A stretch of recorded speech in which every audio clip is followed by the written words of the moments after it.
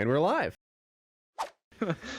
All right. I'm excited for Woody's. Woody has a PowerPoint for us.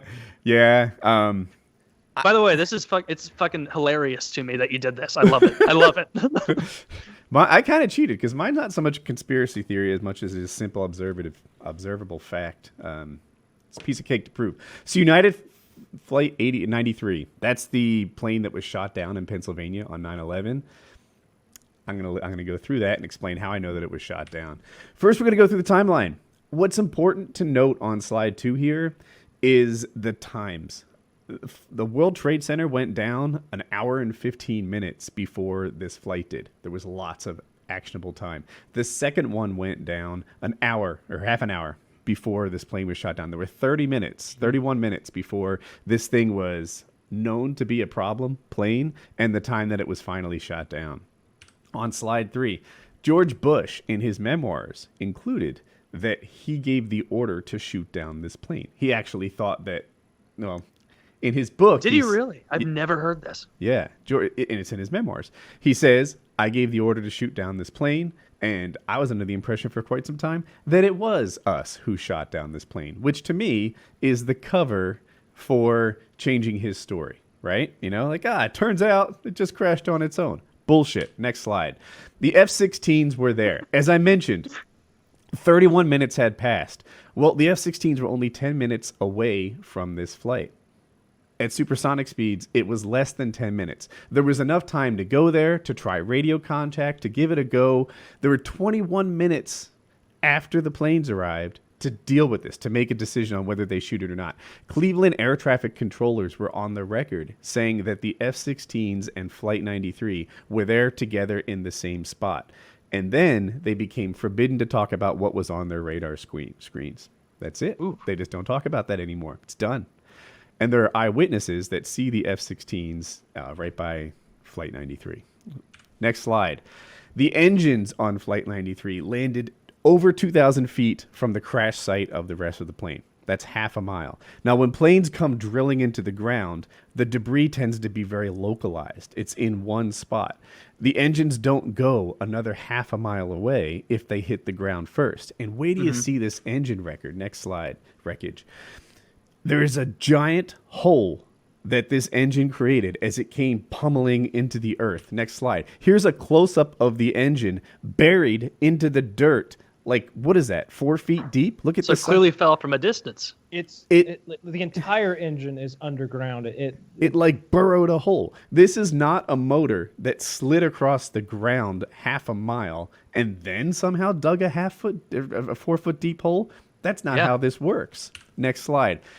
They found mail. So Flight 93, like a lot of flights, had U.S. postage on it.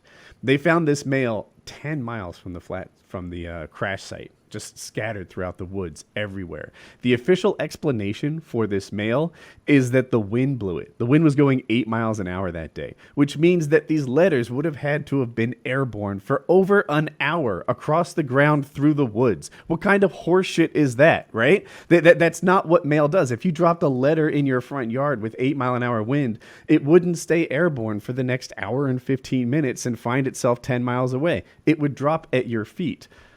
Unless there was a hole blown in the plane from 5,000, 8,000 feet in the sky, and then the mail scattered across a 10-mile crash site, because that's what letters would do.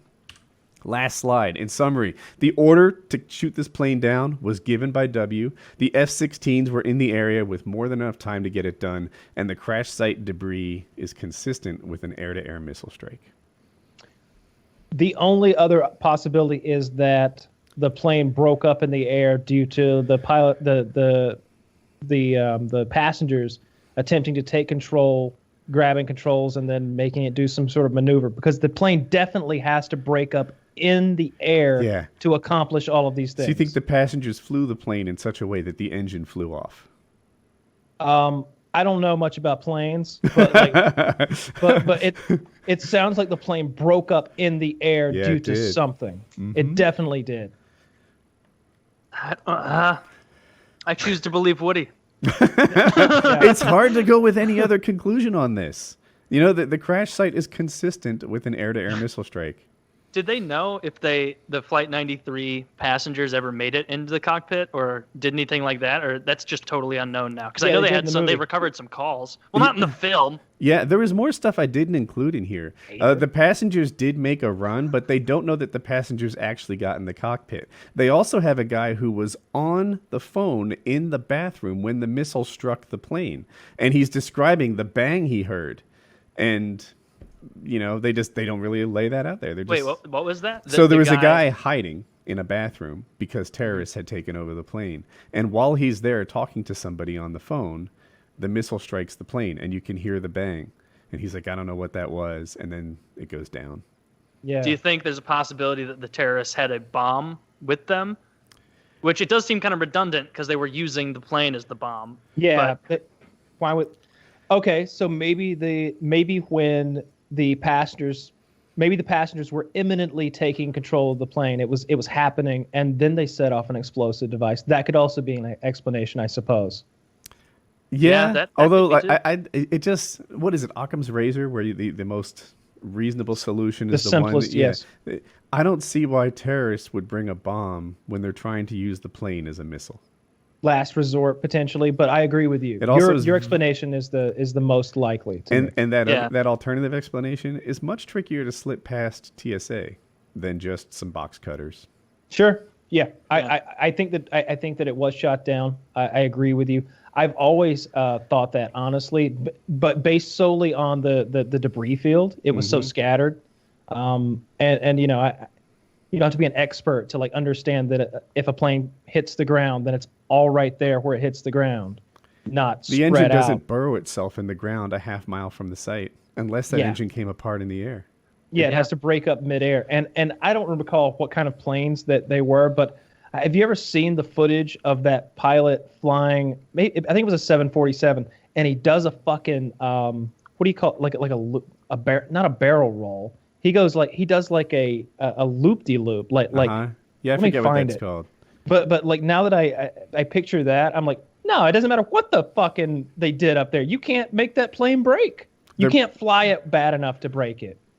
Yeah, don't take this right too hard. We might just come apart. I don't think that that's maybe how Ryanair works, but not not United 93. Spirit Airlines. Yeah, that's really interesting. I can't believe I'd never looked into Flight 93 at all. I've never even seen the film. It would be funny in the film if somebody edited in a fighter jet in the corner that nobody saw, and that just then sunk back. Yeah. The stuff about air traffic control not being allowed to talk about what they saw on their radar. What's that about? That always inches me a bit towards the conspiratorial side, is when people are instructed that they can't talk about it. Where it's hey, you can't talk about what happened there and what you saw on your screen. We're not trying to hide anything, but you can't talk about it.